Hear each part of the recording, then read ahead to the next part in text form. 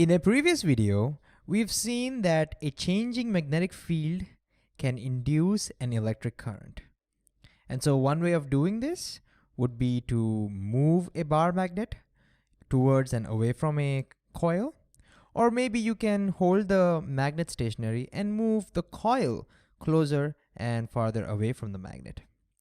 Turns out that moving the coil is a little bit more convenient.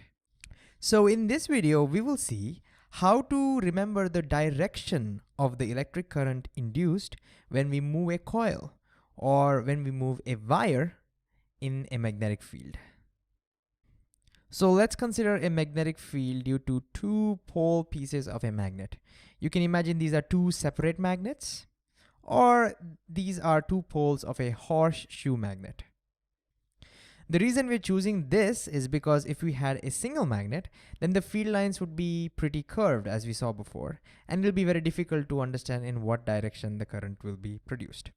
But over here, if you use arrangement like this, then at least near the center, the field will be pretty straight. But if we go farther away, of course, the field will now start curving like this. But at least in the center, the field will be straight. It'll be easier to analyze what direction the current will be. And to induce a current, we need a coil. But instead of a coil, we can just move a wire. So let's introduce a wire over here. And we can move this wire up and down like this. So as we move this wire, notice it starts cutting the magnetic field. And whenever it does that, an electric current will be induced in this wire. Of course, we need a closed circuit for that. So we can imagine the wire from here gets connected to some galvanometer somewhere, which I've not shown over here. So let's say we move this wire up like this. We move the wire up. So we push it up. Then it turns out, if you do the experiment, the current generated in this wire, the current induced in this wire, is going to be out of the screen. All right? Somewhat like this. So the current will flow out of the screen this way. And if you were to push it down, the current will reverse. The current direction will also depend upon the direction of the magnetic field. If you reverse the direction of the magnetic field, the whole current again will reverse. So now the big question is, how do we remember this? We will not worry about why the current is outwards. We'll just say that the experiment shows us it's that way. But how do you remember this? That's the big question we want to answer. So this can be remembered by using something called the right-hand generator rule. So what we do is we take our right hand and we stretch the three fingers, the thumb, the forefinger, and the middle finger, this way such that they are perpendicular to each other, all of them. So this is perpendicular to this is perpendicular to this, if you see carefully, and even these two are perpendicular to each other. Stretch them that they're all perpendicular to each other.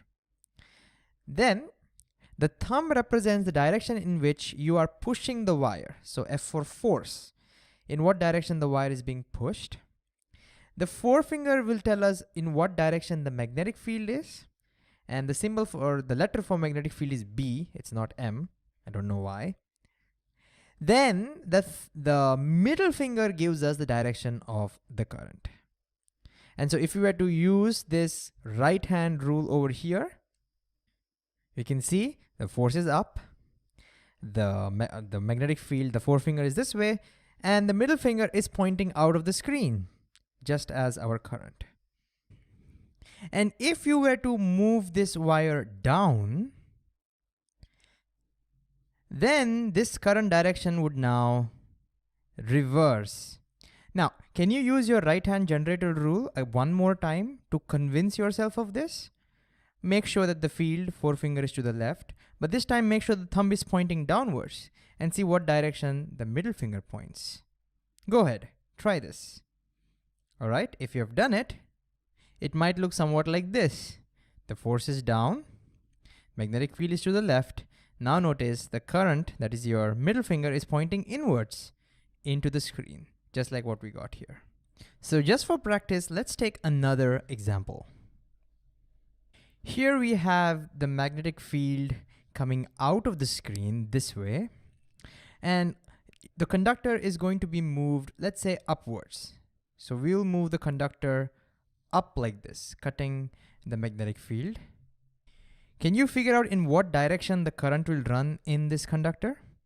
Again, pause the video and see if you can try this yourself. All right, we have to bring in our right hand, and if you align it according to the magnetic field and the push or the motion of the conductor, it would look somewhat like this. The forefinger points in the direction of the magnetic field, and the thumb must point in the direction of the motion of the conductor, in the direction in which we are pushing the conductor. Then notice the middle finger points to the right. That means the current in this conductor will flow to the right.